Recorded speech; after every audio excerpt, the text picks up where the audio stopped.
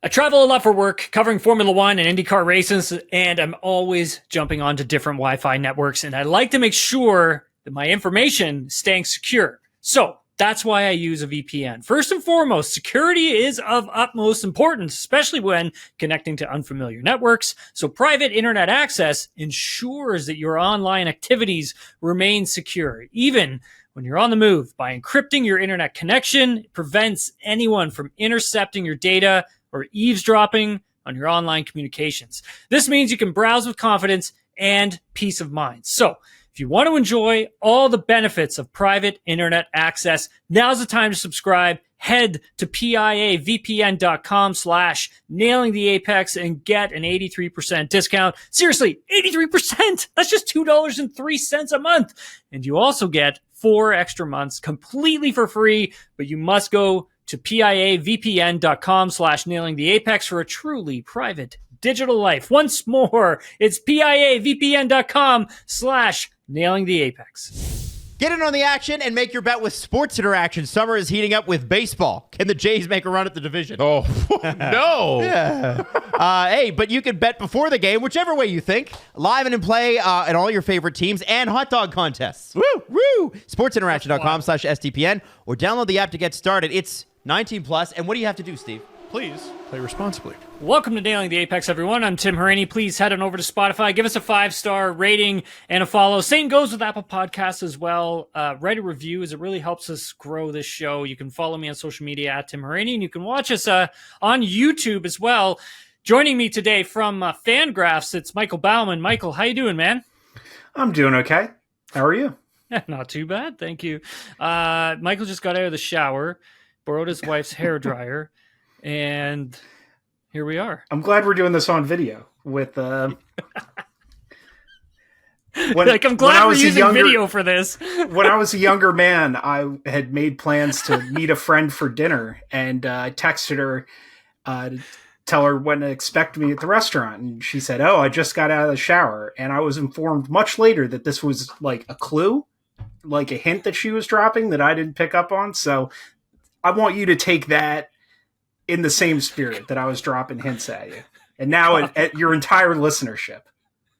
Copy that. We all know now. Okay, Hungarian Grand Prix, buddy. Red Bull captures their 12th straight win with Verstappen on Sunday. It's a massive achievement. I mean, obviously, then Verstappen getting his 7th straight victory as well. I mean, so for those listening and watching, so 11 straight wins, that was the record set back in 1988 with the McLaren MP44, which arguably is probably one of the greatest race cars ever built. I mean, that is an argument that a lot of us do have. Yeah. It was driven by two incredible race car drivers in Alain Prost and Ayrton Senna. But today, Red Bull Racing beat that. I mean, how impressed are you by this, Baumann? And then I'll tell you why I am. But yeah, I want to hear your thoughts on this. I mean, I think that's one of those records that knowing who held it before tells you how special it was.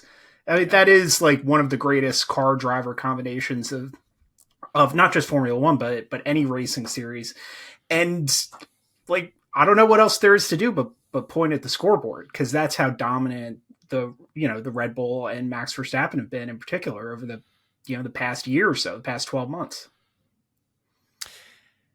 Building a car that is like that competitive, I would say, in this day and age of Formula One with this new regulation, and then also factor in on top of that, we have a cost cap as well. We have the CFD, the wind tunnel runs that teams are allotted for the beginning of the season. It goes all the way up through to June till we get a reset. But that being said, Red Bull starting the season with the least amount of Red Bull CFD time, wind tunnel runs that they can actually do. So every time a team flicks on the wind tunnel, that costs them a run. So for a team like Red Bull, who had 60, I think it was like 65%, if I'm not mistaken, of wind tunnel runs and CFD design time. So every time they sort of flick that switch on, and if they've screwed up and they've just walked in and they put something in there and then someone's ass accidentally hits a button and turns the thing on, that costs them a run. So every time they go in there, have to execute, have to make sure that you are disciplined in the fact that you know exactly what you're doing with the component, and you know exactly what you're expecting to get from it at the same time. So if you go all the way back to like the 80s and stuff like that, I mean Baumann, like they didn't have cost caps, right? Like they didn't have, wind tunnel. They didn't have money time. back then. Well, certain teams did, right? So that's the other part to this. No, I'm saying that the concept of money had not been invented in 1988. There you go, exactly. So now, I would argue that it's harder just because of all of those things, and then factor in obviously Max Verstappen is a generational talent. He's got to take this thing to victory lane every Sunday. So I think for myself, when I look at what Red Bull has done here, I mean, it's extremely impressive because of those facts that I point out. Like it's not an easy thing for them to do. And yes, they were most definitely working on this car last year, like back in 2022, but still, granted, they have to work within the confines of like, this is how much time you get to work on this thing. And Adrian Newey and his staff, they've made a monster. It's a monster of a race car. Yeah, I think comparing it to the 80s, it's just such a different challenge because the tasks are like the demands are so much more refined now that you need every single wind tunnel run just because of how precise you have to be, the level of air, aerodynamics that they're working at, the level of engineering that they're working at. And it's just so difficult to be creative within the rules as strict as they are now compared to when Newey started, in the late 80s, early 90s, or go back to, the first ground effect era, the introduction of wings, like all the big technological jumps. You're not allowed to make a technological jump like that. Or if you do, you have to find it in these incredibly minute spaces. And I think that's the most impressive thing about what Red Bull's done. They didn't necessarily have the fastest car out of the gate, but they were able to identify a unique design avenue that nobody else spotted that turned out to be maybe not the highest ceiling, but the highest ceiling that was feasible to execute. We could talk about the Mercedes floor and, them not being able to get it in the window. And now that they've got that, because once they closed that gap to Ferrari and overtook them, everybody else has to catch up. And I think the cost cap now, even though they're working with less experimental time, in terms of wind tunnel and CFD, the fact that Ferrari and Mercedes, and I guess Aston Martin, if you want to throw them in this category, they can't just throw money at the problem limitlessly. Like, so now that Red Bull's out front, everybody's sort of working to catch up to them, then this is not a bad place to be. But even all that said, like, it's a staggering technical achievement. And 100%. And just looking at how wrong all these other teams got it off the bat, and all the mistakes they've been making, just the level of dominance that we're seeing out of Red Bull is not that surprising in and of itself. The fact that it just is never interrupted by a mistake is the most impressive part of it. I mean, you take Mercedes, for instance, and their technical staff, and just how many, how, I guess, use the word stubborn in going in the direction with last year's car for as long as they went. You look at Aston Martin, they pulled the plug on that thing after, 2 months or whatever. By May, they had a totally different concept. They had built two concepts heading into the season, and they executed on one, and then they left the other one on the shelf, and then they ended up using the other one on the shelf because it was probably going to be better in the direction they decided to go in. And then you look at Ferrari, that's another like stubborn system that they decided to invest time and money into that didn't work. And then so by the Spanish Grand Prix, we're now looking at a car that's headed more in the direction of what Red Bull's doing. And you hear Lewis Hamilton after the race just talking about how they need to get a floor on this car that is like Red Bull's, and it's something that he had been telling them for like a while to do. Like that's what they needed to do. That was the direction that they needed to conform and go down. And so it's It's mind-blowing from the fact that it's taken these teams this long, and teams, I mean Mercedes and Ferrari in particular, to make that switch and start heading down that avenue. But for Mercedes, I mean, they're kind of, I don't want to say they're screwed, but they're in a window where they've got their impact structure in a weird area on the race car, so you can't do anything with that. You have to develop a whole new tub for next year. That's gonna, you know what I mean? Like, it's just going to sort of snowball. It's going to take them forever to kind of get back where they could have made this switch last year. So I actually disagree. I don't think that it was unwise for Mercedes and Ferrari to persist at their original concepts as long as they did. I think it made more sense for Aston Martin to switch. If there's a team that I would criticize for waiting too long to go down the Red Bull route, it would be McLaren, who I think held on to that design a little bit too long. But if you're Mercedes or Ferrari, you're not looking to catch up to Red Bull because, like I said, with the limitations on spending and testing, it's going to be incredibly difficult to claw back an advantage when Red Bull already has a head start on a concept that they understand better than you do. So the best chance for Mercedes or Ferrari to become that car that's way out in front is to bet on their design, or the avenue that they're going down that Red Bull's not pursuing, having a higher upside that they just haven't unlocked yet. And I think that they held on as long as they could to, particularly Mercedes, knowing like what that design was capable of theoretically. I think even a minute chance that it could be executed consistently was worth pursuing as long as they did, because they were going to be behind anyway.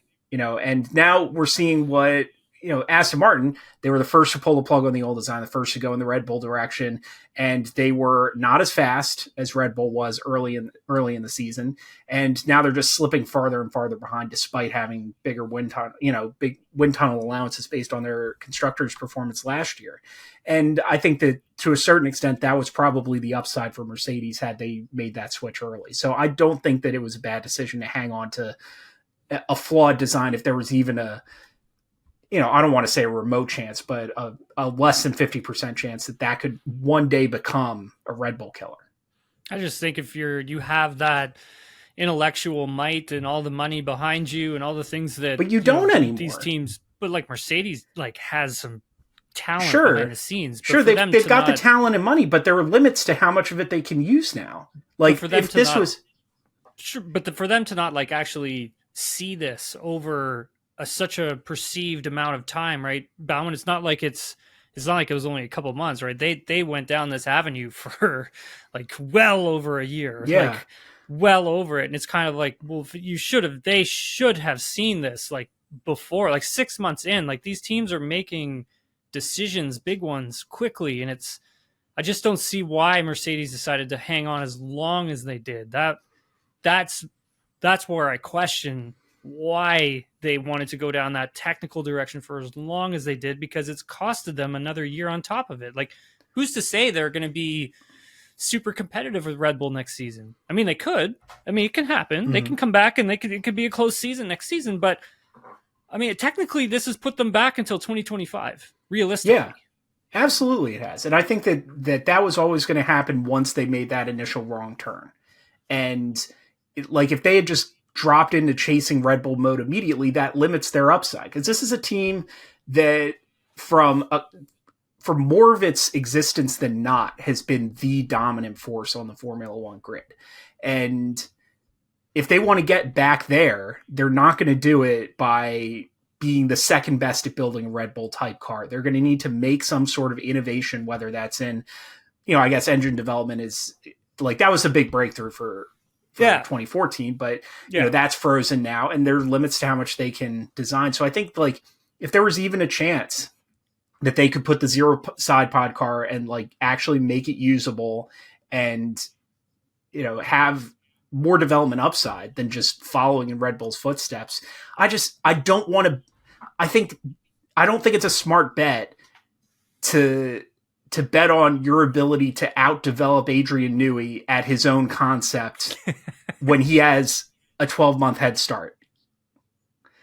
Well, I think that's the direction you're going to have to go in because of where these cars generate their performance from. Like there is the underside of these cars is just, and especially the Red Bull in particular. You said it very well, where it's just so sophisticated underneath that thing. And it's like, where are they going to do better that's going to allow them to make a monumental jump that's going to put them well ahead of the competition, granted from where they are starting from, which is, it's not a great position. So No. I just don't see like how Mercedes is going to be able to really push up against Red Bull for next season, but with the potential for them to push up against them for 2025, which I think is totally feasible. I think they can do that no problem. Yeah. It's like you said, like they already have this like 12-month lead, and you also have Adrian Newey on top of that. So Verstappen, and you have Max Verstappen, who had a dynamite and that's start. The other thing. It's like, I think if the best case scenario is now you're in more or less an equal car to a Red Bull, which is not a given, and you have to have your driver outperform Max Verstappen. I think that, Hamilton and Russell is a hell of a driver pairing, and maybe they could do it, but I still, I would like my odds better with almost any other solution. It's just, this might be the best of very bad options for them right now. Want to talk a little bit more about Max's achievements. I mean, because obviously he was sensational on Sunday, got a great start. Hamilton tried to defend, but again, for Lewis, just getting too much tire slip at the start costed him, and then Lewis also moving over to defend, that costed him again, so he dropped back. So for Max, I said this on Saturday on TSN, where I said, like, I think Lewis Hamilton could win the race, but he has to get a good start, and he has to make sure that he breaks the DRS in the opening laps, because that will allow him to control the tempo of the race. It'll allow him to control the strategy as well. And just didn't get it. Like, he was on the best side of the track too. And Max still just a wicked getaway, man. Yeah. Wicked. Yeah. Steve Croft was or not Steve Croft. David Croft was like calling it out. It was either him or Brundle called out that Max Verstappen seemed way far up in his pit box. And like, you could sense that something like that was going to happen. And I don't know. I think you're right. I think like if Hamilton was going to win this race, that was going to be how he did it. But I'm not even convinced that would have been enough, because, we saw Lando get away and lead the race. And, the Red Bull just came back at him. It's just sort of a matter of time. You're being chased by like a shark. It's, eventually like it's going to run you down. And, that's just sort of what it's like being out in front of the Red Bull at this point. But that said, I was disappointed that this slipped so quickly into just the typical 2023 race. Yeah. Verstappen's out front, Sergio Perez biffs qualifying and is slowly, methodically working his way up the field, inexplicable bad luck of double DNF for Alpine and inexplicable strategic decisions from Ferrari. Like, we're just playing the hits at this point. For Lando, I was impressed to see him come away with second place in this race. I honestly thought he was going to finish third. I thought he did a really nice job in that final stint of keeping Sergio at bay. And for Lando, that was not an easy thing to do, simply because of the traffic that he had to negotiate during the final stint. And then add on top of that, maintaining a high level of pace and then keeping the tire alive. I believe it was the medium compound, a fresh new medium compound that he had left that he used in that final stint.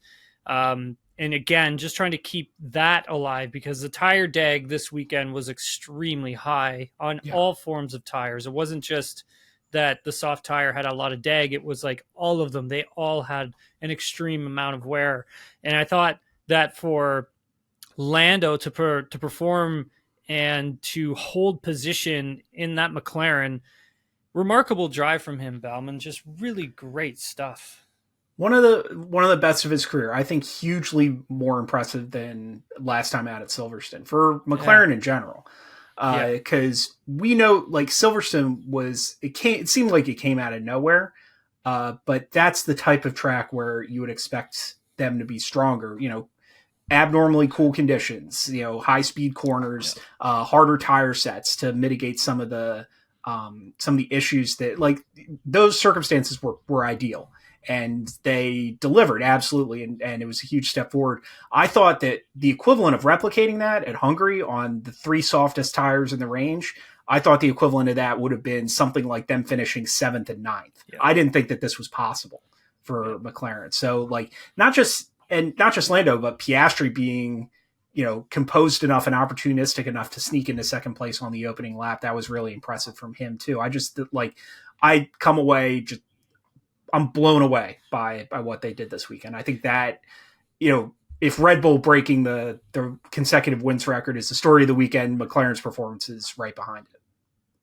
And for those listening and watching, if we go back to the British Grand Prix, Andrea Stella I sat in on a press conference with Andrea Stella, and we were asking him about the next race that was coming up in Hungary. And it was interesting him telling us that, they didn't have high hopes for that race because of the characteristics of the track didn't really suit the car. And then on top of that, Hungary is usually a really hot race in when they do it. It's blisteringly hot. So track temps, that doesn't favor the McLaren either, like you had said, with the British Grand Prix being nice and cool, which is something I can never tell because they all reported in Celsius. So whatever, I heard 46 degrees down there. And I was like, sure. I'm like, taking out a really pencil hot. And paper as I'm watching on TV. Let's just say it's really hot, dude. But that being said, like, Stella was kind of warning all of us that, Hungary was going to be a bit of a struggle for them. They didn't really change much to the car coming to Hungary. And so, just really interesting to know, a lot of these teams, Alfa Romeo, for instance, and the qualifying performance that, Zhou Guanyu had, and even Valtteri Bottas at that point, the qualifying stuff has been really interesting to watch this season because the teams are so close. In Q3, even though they're all running the hard tire, they're still separated by 9/10 from first place all the way back to 20th. Yeah. I haven't seen it that close, man. But then once we get into these races, it throws a huge wrench into everything because nobody knows what to expect from their race cars. The teams don't even know. Like I've never seen it like this before. Like these guys don't even know. Like Red Bull seems like they're the only ones who understand their car, how much tire drag they're going to have, how much the car eats how much the car eats the tire within the races. These other teams, man, they just don't know. It's remarkable to watch. And I think that's why Lando Norris's performance to me for Sunday was so impressive because no one had any idea of how they were going to go. Norris breaking the first place trophy. Did you see that? Yeah. Dude. Good for him. Gonna need some super glue to pull that thing back together, buddy. That's for sure. I remember, it was, I think it was Real Madrid won like their Spanish League Cup like 10 years ago. And, they all have the open top bus tour through the city, their championship parade basically. And all the players are just wild drunk on top of this bus. And one of them drops the trophy off the front of the bus, off the top of this double decker. And the bus like runs over it. So they have to like pull the dented trophy out from underneath the front bumper of the bus. So, dude. I think we're a little precious about trophies. I think that, trophies are made to be displayed and to have a little bit of, use. So I don't mind it. Sergio Perez finishing third had a difficult weekend. You alluded to a bit of it there earlier, but free practice 1 straight out of the pits. I think he was like 3 laps in, friggin' bins it. And I'm like, oh God, Sergio, no, don't have a meltdown here because Daniel Ricciardo's back in that AlphaTauri. And qualifying again, not really not really going that well for him. But the race, obviously, he really came to life. I think for Sergio, it's really trying to understand what the car will do in quali, and I think there's a confidence issue there as well, trying to figure out how much he can push it, where can he push it, and managing that. And I think that has something to do with it, because in the races he comes to life, right? Yeah. Unbelievable what he's done in those circumstances, and considering the pressure that's being put on him now because Ricciardo's back. It's sort of what he's always done. I kind of stylistically enjoy cars and drivers who underperform in qualifying and find a way back to the front on Sunday. I think that there's something clever about that in my mind. I guess that's just like an arbitrary aesthetic thing, but this is always what he's done. The problem is when he doesn't always get all the way back up to the podium, or when he starts so far back in the grid. We saw this happen to George Russell when he got caught up in that Q1 traffic and started 18th. It's been tougher recently for Checo to make it back to the front of the pack, because if you take it for granted that Verstappen's going to start on pole, win the race, which is usually what's going to happen, does it matter that much if he qualifies second and finishes second, or if he qualifies eighth and finishes second? I think having this result, having these points back under his belt, will probably do him a world of good in terms of confidence. But at a track where he hasn't traditionally been the most successful either. So I think that, he wasn't, I wouldn't call him the standout performer of the day by any stretch. I think that, I put the McLarens and Hamilton, the start notwithstanding, ahead of that. But it's good for him. They don't ask how, they ask how many. And I think that this was that kind of weekend for Checo. For racing drivers, there's in my time coming through racing, there were always drivers who were good at practice, and then not so great with qualifying and not so great with racing. And then there was always drivers who were not great with practice, they were great with qualifying, and then they sucked in the race. Yeah. They crumbled under the pressure. But there were also drivers who were great at all three: practice, qualifying, and race, because it's a different mindset, it's a different style, and it's a different way of attacking.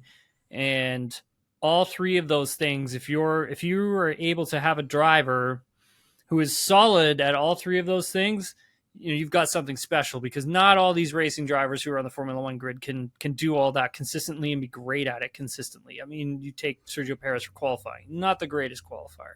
Is he a good racer? Yeah, he's a great racer. So I think that's something that he needs to take a step back and take a look at. And I think that's where the confidence stuff kind of comes into play when we talk about Sergio Perez. But Lewis Hamilton finishing fourth, was chasing him down.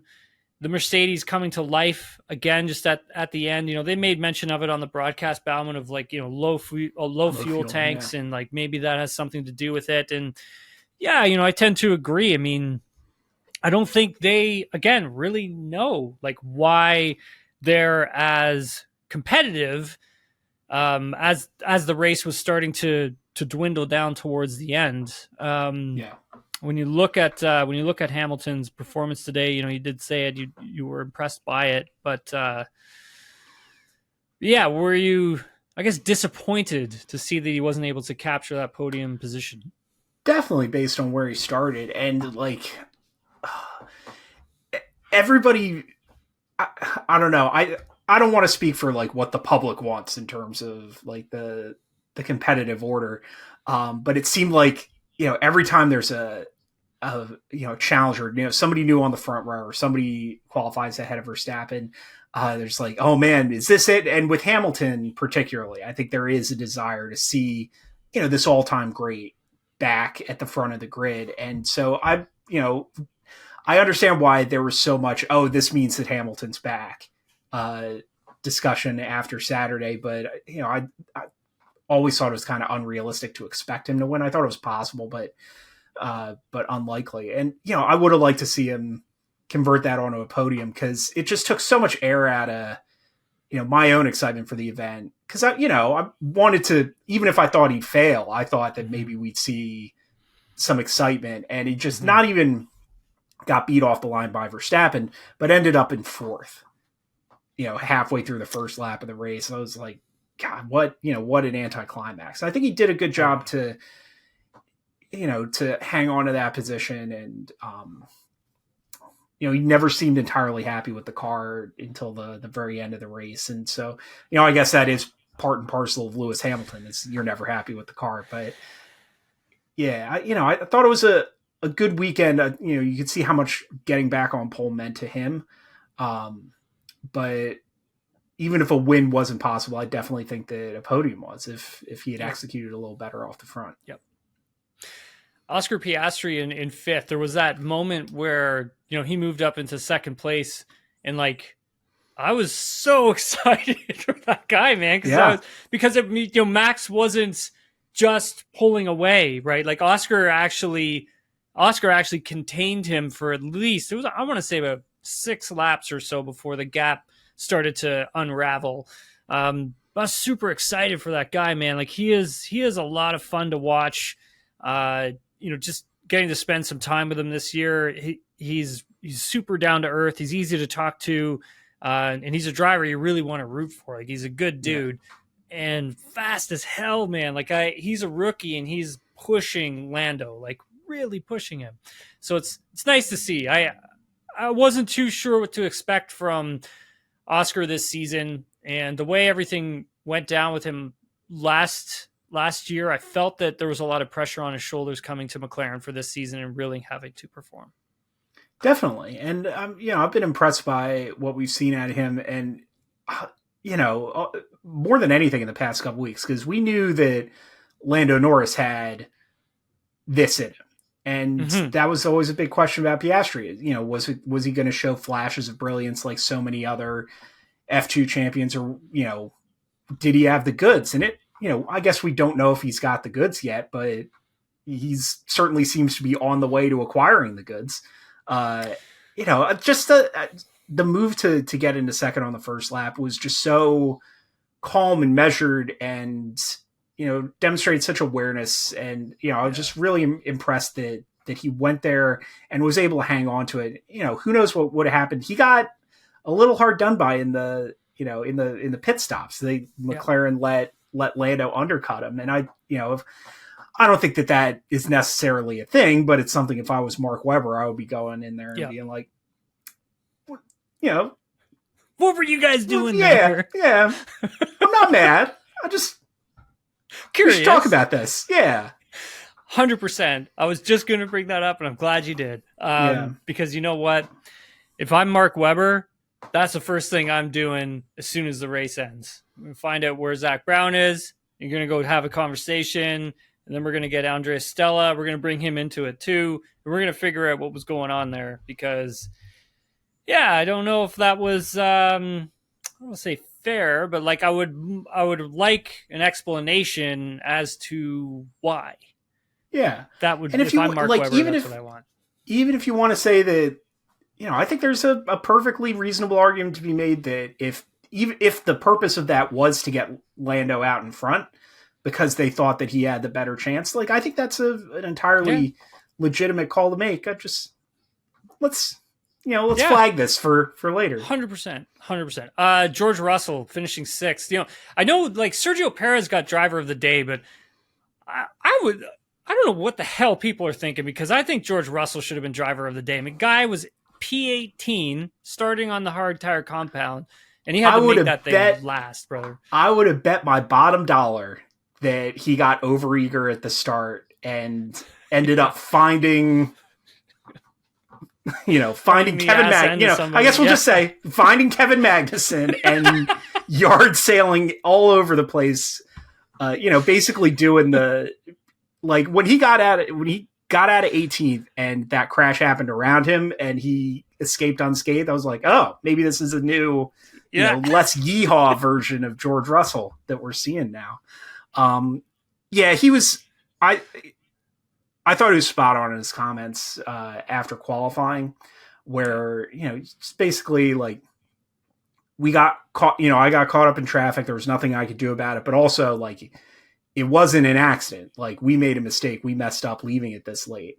I think that's exactly right. They shot themselves in the foot, and they can't afford to be that casual, with, like you said, everybody bunched up within basically a second. And so, acknowledging that it was a mistake either on his part or a strategist or both to they deserve to be back in 18th to start there. I think he did a pretty good job of making the offset strategy work and methodically working himself up, through the field, staying out of trouble, keeping his nose clean. I think that getting back into sort of middle points finish is a pretty decent reward. I think I'd be happy with that. If I were him. It's been tough for, I think also on top of that, it's been tough for Russell lately. I would say ever since Monaco. I would say ever since they brought this new upgrade to the race car. I would say that Lewis has probably been outperforming him quite a bit. And I think for George, it was sort of the opposite last season, where George was the one who was outperforming Lewis quite a bit. And now it's kind of that thing is reversed. And I think for George, obviously I think, he feels that he's just as good or on the same, level as what Lewis is, because as a racing driver, you have to think that when you're with your teammate. But I would be interested to see if they hadn't messed up the quali, where he would have positioned himself. Would he have gotten pole? I don't think so. Hamilton's lap was absolutely incredible, and that's why he got pole position.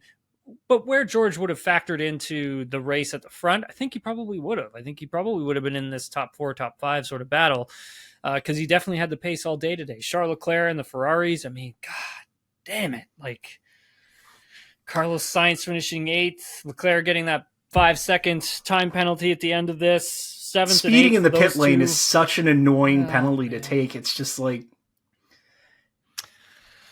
it's getting frustrating to watch.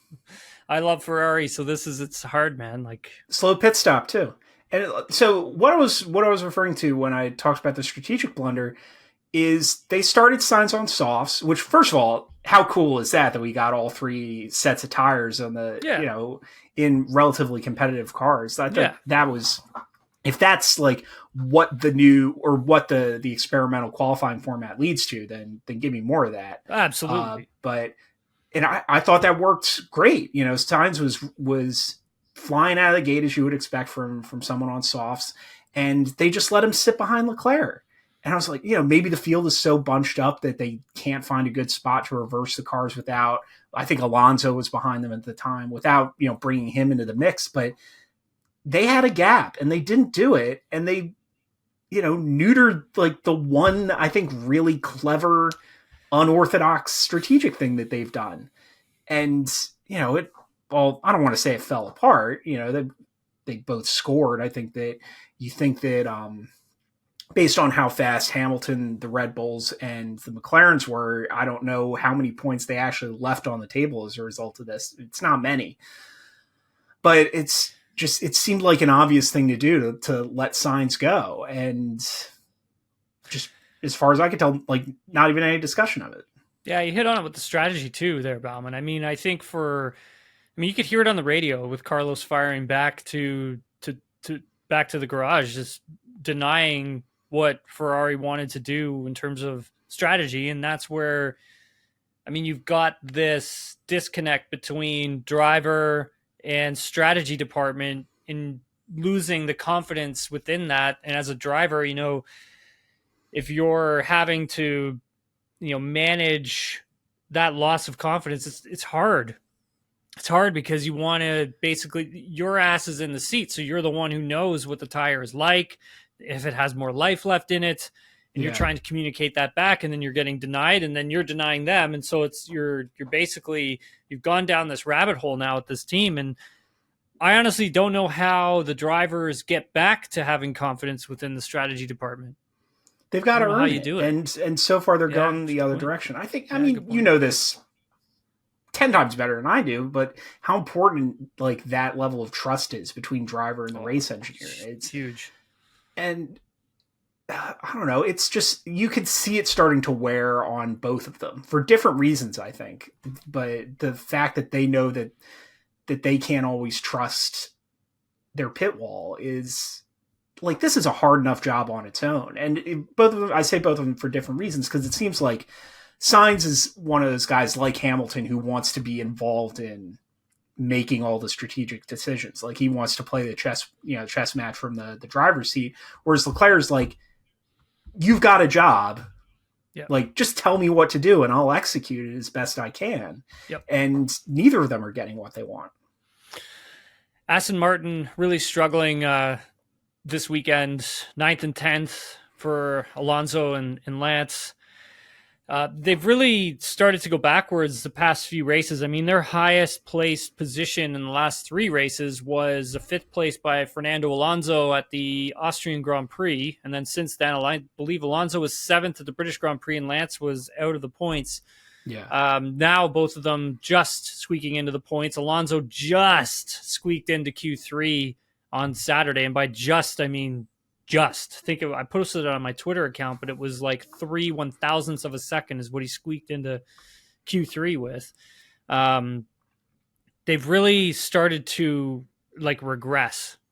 And the last time this team brought an upgrade to the car, it was like a big upgrade. It was the Canadian Grand Prix, and I believe they had a floor or part of a floor edge as well as what they brought with them to the Canadian Grand Prix. And then for this weekend, they only brought an engine cover, which is for cooling purposes. But then you take a look at Mercedes, they had a new front wing, and then you take a look at the few of the other competitors as well. Like Ferrari had some stuff this weekend too, and it's like, I would say they're now behind McLaren. So I would put it as like Red Bull, Mercedes, Ferrari, McLaren, Aston Martin. Mm-hmm. And, hearing from the drivers following the race, hearing from Mike Crack, it really just sounds like at the end of this one, they just don't really know where they've lost the time. They don't know where it is. And this is what I was worried about from the beginning. Like, I didn't think that they were... I was not sold that they were the legitimate best challenger to Red Bull when they had the second fastest car in the grid, because they were just an early adopter and copying the Red Bull model. And this is what I was talking about with the Mercedes decision, is if all you're doing is following, you're never going to understand. You're never going to make that gap up. You're never going to spot something that Red Bull isn't. And so there was really nowhere for them to go but down. And now we're seeing other teams follow their own paths, and, teams that really have traditionally had a good handle on how to build a car, McLaren, Mercedes. I wonder if even Alpine would be in Aston Martin's, range in terms of pace, if they could keep their damn cars on the road. Things are not going well. And we were talking about, where could Fernando Alonso get perfect conditions and maybe be that one person to steal a win from Red Bull. And I said, someplace like Singapore. Well, this was a great opportunity. This was prime territory for Aston Martin. Aston Martin relative to the field. Yep. At the beginning of the season. Where are they now? Yeah. No, I just think they're also getting outperformed on top of it in terms of the upgrades, right? You see all these teams, they're in an upgrade battle right now, and I think for Aston Martin, you need to be aggressive with that. And I'm sure they're going to have upgrades in the pipeline that are coming, but it's like now you have to hope that the upgrades are going to be a bigger step than what your other 3-4 competitors in front of you have already done. And that's a lot to ask, because they're going to update what they've already got as well. And so you're in this war, but you haven't struck first with those big upgrades, right? Like, Mercedes, they changed the whole friggin' car in Monaco. And then you had Ferrari, they changed their whole car at the Spanish Grand Prix. And then you had the same thing that's been happening with McLaren as well. And so for Aston Martin, they need another big step to get them ahead of everyone else and get them back to where they were, if they want to hold on to this third place in the constructor standings at the moment. Alexander Albon has been incredible since the Canadian Grand Prix, and the Williams cars looked super handy underneath him. He comes home 11th. That's a great performance from him. But Baumann, and same with Valtteri Bottas at the Alfa Romeo. Dropped back a bit for this race, but qualifying performance was great. And then you had Daniel Ricciardo in 13th for the AlphaTauri. Are you impressed with Ricciardo's performance this weekend? Sort of. Yeah, I think this is about what he had to do. I think that people are. I'm going to put on my Yuki Tsunoda superfan hat, and I'd say people are, I think, underestimating the challenge that he's going to pose. This is not the same driver that was getting absolutely rinsed by Pierre Gasly in the first year of his career. But the fact that they basically, qualified Tsunoda, the difference ended up being something like 100th of a second, I think. So really not much in it there. He had, I guess, he got caught up in that first lap collision and ended up a little bit off sequence. And so had sort of an odd drive, but getting the 13th, I don't know if the other guy gets the AlphaTauri to 13th. So I'd say pretty solid first weekend. I think I'd be satisfied with that if I was him. I was talking about this on Thursday on the pod. We hadn't seen the cars on the track. We hadn't seen, Daniel Ricciardo do his thing in the AlphaTauri, but I had assumed at that point that this was going to be a car that really suited what his driving style is. And, hearing from him on Thursday and understanding the fact that, how much work he had to put into the simulator, and then working with Simon Rennie, who was his engineer during those times at Red Bull Racing where he was winning a lot of stuff and was having great success. That's who his engineer was. You jump back in the simulator with this guy, and it really looks like he's rediscovered his form, so to speak, his driving style, because you as a driver, you can't never really adjust your style unless you're one of these generational talents who can adapt so quickly to a changing car or a different car, driving something differently or having a different take on getting into a corner to make the car fast again. For Daniel, it's a little bit different, right? He has a certain style that he sticks to and that he likes, and I think that this AlphaTauri is geared a little bit more towards what he likes to do. I think that favors him for sure. But it's like I had said, during a Sports Center hit. I mean, if Ricciardo keeps kind of performing like this and those performances get a little bit stronger, if I'm Sergio Perez, woo, look out, buddy. It's going to be pressure time. Let me tell you. Yeah, I definitely wouldn't diminish that. I do think that Red Bull will probably be hesitant to, just can Perez if he's if he's finishing on the podium, then I think they'll just let the contract run out. Sure. But so I think I think Checo has to really screw up. Yes. Still, and he's definitely shown that's a possibility worth considering. And I also think Ricciardo has to do better than he is now. He can't just tie Tsunoda. He has to beat the brakes off Tsunoda in order to make Red Bull think seriously about that. So promising start. He's still got half a season to go in terms of really making that a difficult decision.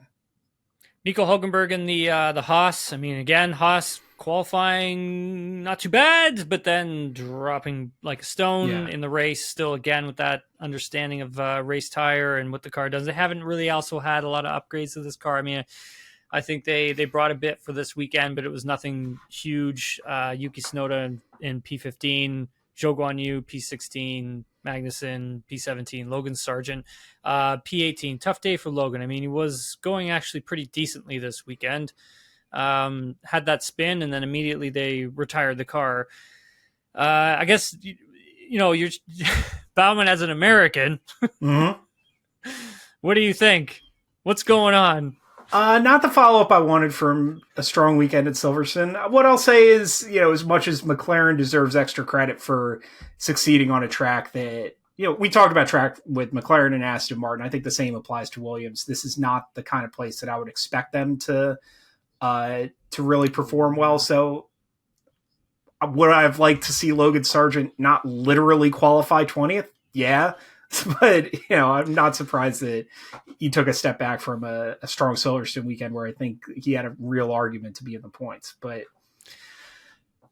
I'm not running out of patience with him yet, but I think he's got to get on the scoreboard pretty soon, or else people are going to start asking questions. Yeah, I think he's closed down the delta between him and Alex. I mean, where at the beginning of the season I think it was like maybe around a second, and then he's kind of clawed it back to just about a few tenths. I think like it's also a car that's more suited for Alex. I mean, this isn't really a car that's suited for what Logan does. So I think for Logan, it's trying to figure out where can he sort of make the difference, and then where can they go in a direction with setup where he can still be quick. He was fast in the race. I mean, he was lapping faster than Alex was, which is good. It's a great sign. That's got to fill him with a lot of confidence, to be honest, because Alex is friggin' fast right now. But yeah, like you said, I think he's going to be okay, and it looks like the learning's coming and stuff like that. So the next race in Spa, I think Williams is going to be pretty strong, and I think that's going to be, Logan's going to have to take that next step, I think, once we get to Spa. Yeah. What else we got? So we got questions. So let's head over and do the debrief. So it's a new segment for our listeners and viewers where we take your questions and we pretend like we know what we're talking about. You got music for the debrief? I hope they put music over there. They may not. They may not do anything. They may just be straight. You got a big schwung the debrief. I hope we use that. Just clip that, yeah. Yes. From Mark Kidson, do the other competitors gripe too much about the superiority of the Red Bull, considering the second Red Bull isn't finishing 20 to 30 seconds ahead of the next car, as Verstappen does? Maybe Max is just the fastest out there, as was Senna, Stewart, Clark, etc. It's interesting to always listen to Toto Wolff, I think, right? Because he kind of gives it to you straight, Baumann, where he kind of says at the end of the race, look, they've done a better job than everyone else, and this is what it is, and we need to do better to catch up with them. So I don't necessarily think anybody actually gripes. It's more, I think, they need to get to work and build stuff faster. Yeah. Yeah, I think there's frustration that Red Bull is this far out in front, that Verstappen is this unbeatable right now. I think that that's an entirely reasonable emotion to feel and express. I don't think it's unfair, and I don't, think Toto Wolff and Zach Brown and all, Fred Vasseur and all the drivers, they wouldn't say it's unfair either. I think they'd say it sucks. And insofar as anybody's griping, I think that that's more what they're expressing is like, we got our pants pulled down and we're not happy about it, but get better. I guess, there's not really anything else to do. From Jeremy McCready, with Max being so dominant, who on the current is going to be the next challenger to try and stop him? Look, I think Spa is unrealistic for anyone to catch the Red Bulls. I think. Oh, you think it'll be this year? Good. Hold on. Yep. Hold on. Okay. I think when we get to in around the October range, I think we may start to see teams start to push Red Bull for wins. Though it's not, and Lando actually alluded to this following the race. It's not so much that, Red Bull, even though they have a great car, yes, they are beatable now in qualifying. It's the races where they struggle because they struggle in terms of the tire degradation, where the Red Bull doesn't use the tires, chew them up as much as the other competitors' cars do within the actual race itself. And that's where the understanding needs to sort of come in. And that's why I think there's going to be a team who kind of starts to get to grips with that quicker. And I think we're going to see it. I honestly think we'll see someone challenge for a win at some point this season.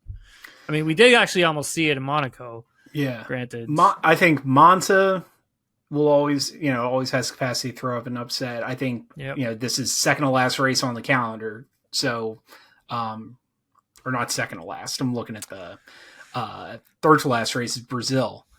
And Brazil. That's a place where Mercedes has been stronger than Red Bull. I mean, it was the only place that Mercedes was stronger than Red Bull last year.